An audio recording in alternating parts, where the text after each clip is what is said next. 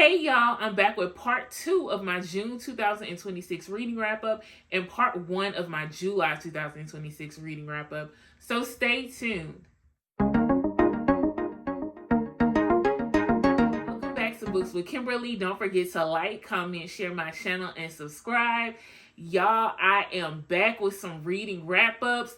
In my last video, which was my June 2026 reading wrap up part 1, I told y'all that I read 3 books, but I really wanted to read 3 more so that I can reach my goal of 6 books for the month of June. I did accomplish my goal. I read 3 more books in the month of June, and I literally did it in 3 days.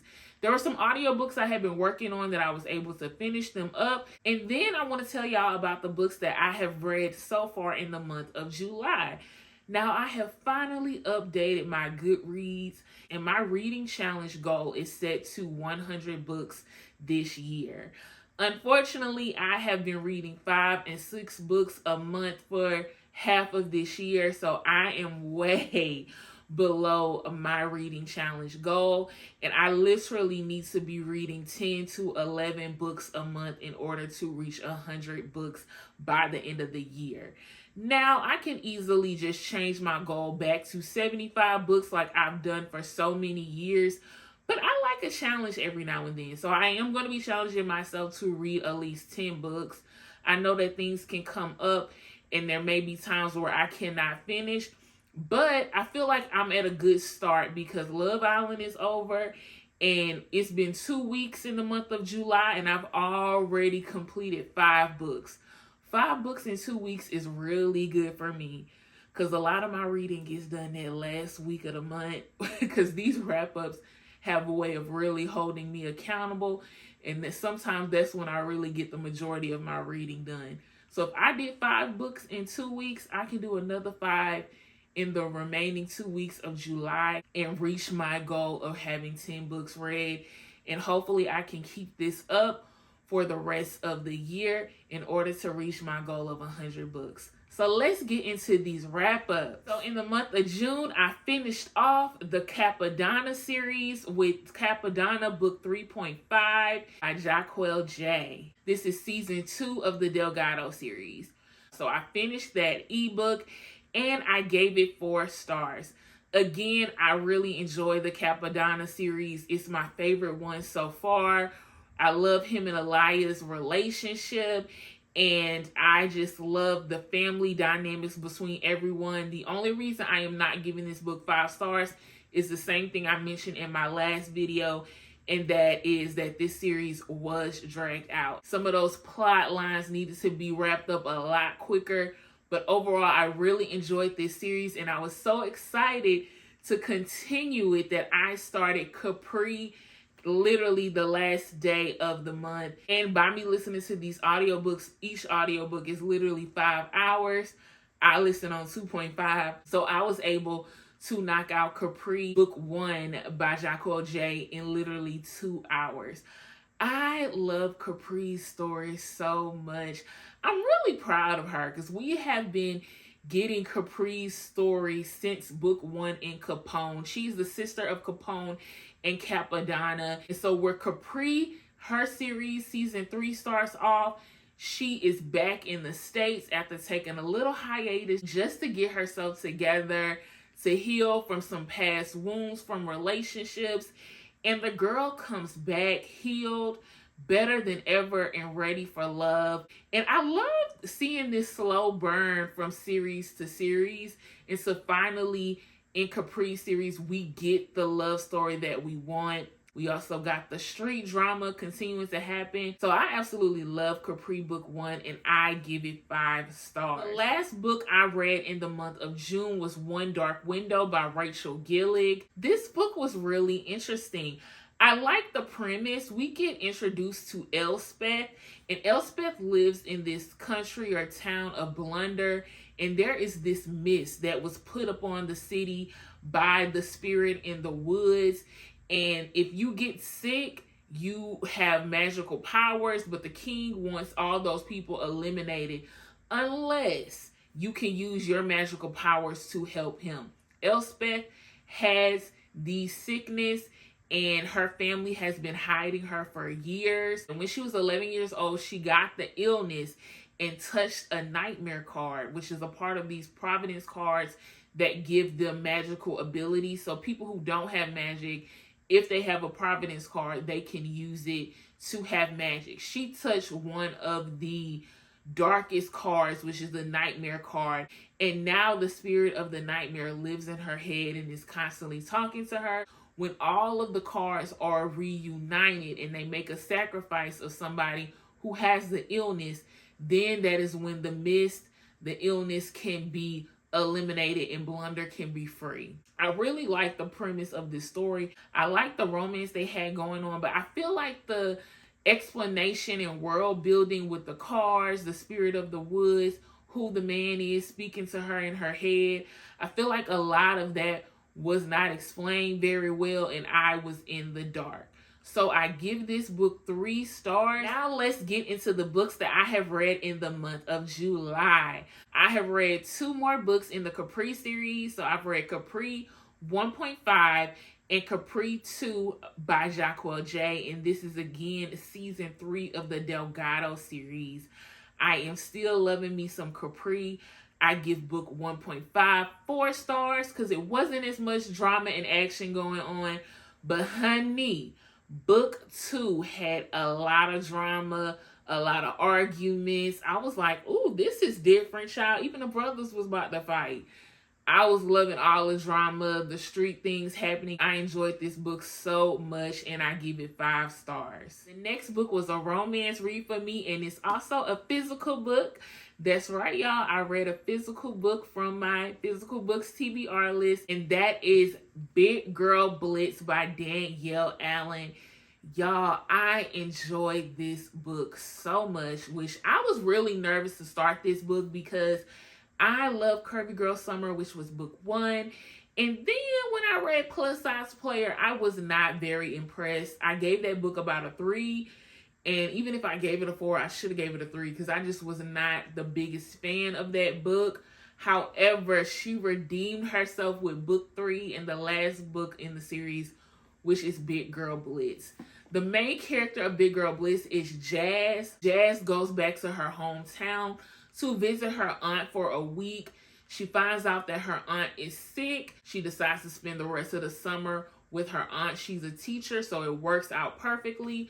She goes to a sports bar to watch a football game, to unwind, have a drink. While she is there, a very handsome gentleman sits right next to her, and they spend hours talking about the football game, music, all kinds of things. They exchange numbers, set up a date, and honey, the romance just slowly blossoms from there. I really enjoyed this book. We get to see her building this relationship with Lamar Anderson. They're trying to figure out how to build their friendship even though both of them live in 2 different cities. I love that this is slow burn. I love the family dynamics. It's hard to do that sometimes, to have a book where you're being a caregiver and the romance is kind of on a back burner, but the reader still feels like this is a romance book. I feel like Danielle Allen did that perfectly. I give this book 5 stars. I enjoyed it so much. I love the conversations and text messages she had with her best friends who are her sisters, her family. We got introduced to them in the other 2 books. And so to have them in this book, I feel like they were even funnier. So she did her big one with this one, literally. The only element that has been a major critique in my other book reviews for this series, not as much for this one, is how she handles that fat shaming. Fat shaming is always a huge plot point in her books, especially for this series. So this is a little bit of a spoiler. So I did have a little bit of a critique of the way fat shaming was handled in this book as well. Spoiler alert, Lamar is a professional athlete. So when their relationship becomes public because a picture is exposed, there are a lot of negative comments. And it's more than just like, oh, you got a big girl, you got a fat girl.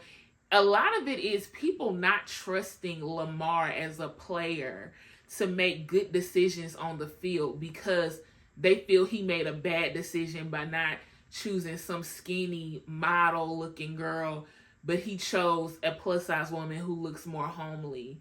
Even though she is fabulous and beautiful, they felt like he doesn't make good decisions in his personal life.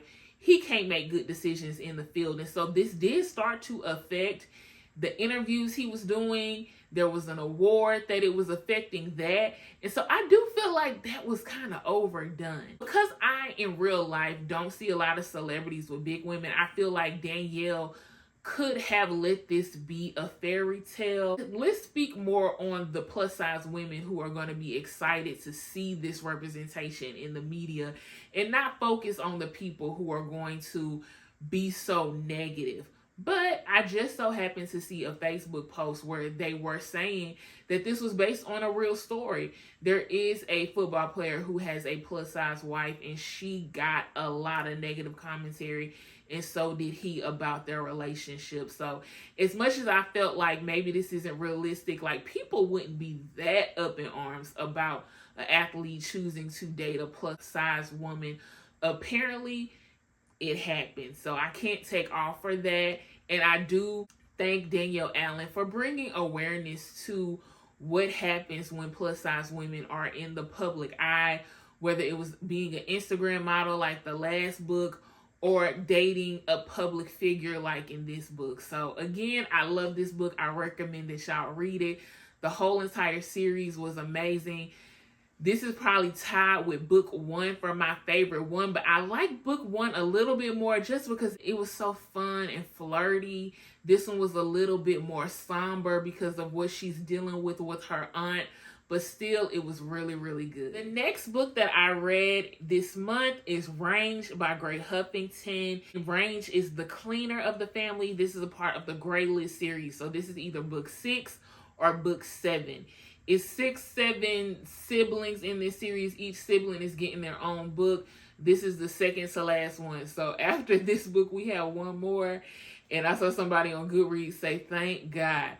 This has been a long series, but I don't mind it because Gray writes very well. I love her romance books. This was another good one. We get introduced to Range, who is a lawyer. She plays no games. She's also on the autism spectrum, so I love that added element to her character. She gets a new client who is Josiah, and as soon as she sees him, her heart flutters. She is speechless. She is immediately like, this is my future husband, and he feels the same exact way. He lets her know, whatever guy you dealing with right now, you need to let him go because it's my time now. You are mine. And so we see this relationship develop, this client lawyer forbidden kind of, but not really. In this world that Gray Huffington has created, money talks. So they can pay off people, they can pay off judges in order to keep this relationship on the hush hush. So I did really enjoy this book. It was another good one. I always love the scenes where her sisters come in and we get updates on the other characters that we've read their stories in the series. So that was also really good. Overall, I'm giving this book a 4. I love the romance. It gave me the feels. My only biggest critique for this book, which is kind of a big one, is that this book was given love at first sight. Nothing is wrong with that, but I think sometimes Gray has a way of writing these know-it-all characters, literally. And so we have Range, who's a know-it-all, Josiah, who's a know-it-all, and it's like, I need you, I want you, you're mine, I know who you are, you're meant for me, and I love all of that, child. It was giving me all the feels. But I think it takes away from those moments of getting to know the characters and reading them get to know each other. And after reading Big Girl Blitz, where we have them texting and calling each other and caking up on the phone and what's your favorite this, what's your favorite that, I enjoyed the small talk, the relationship building in my romance books, and I feel like we didn't get that in this one. In order for me to get those true romantic butterflies and feels, I need to be able to see the relationship be built from the ground up. The last book that I finished has been Two Twisted Crowns by Rachel Gillig, and this is book 2 in the One Dark Window series. So last month I finished One Dark Window. This month, I read Two Twisted Crowns, which was the continuation. It was really good. A lot of the world building and explanations that I needed in book 1 was given in book 2. And it flowed a lot better. I got a better understanding of the Providence cards, and they felt very much closer to getting everything together and finding out everything they need in order to combine these cards and lift the mist. So a lot of drama happening, a lot of action, backstabbing, and just trying to race the clock with getting these cards together. So it was fast paced. It was really good. And I enjoyed this book, and I give it 4.5 stars. I'm not rounding up, so this will be a 4-star rating for me. Y'all, that's it for the books I read in June and what I've read so far in the month of July. I am hoping that I can get 5 more books read in these last 2 weeks of the month so I can be right on track for doing 10 books a month. So we'll see, y'all. I hope y'all have been reading some good books this summer. Get in the comments and let me know what you've been reading, if you've read any of the books I discussed today. And thank you for tuning in to a Books with Kimberly video.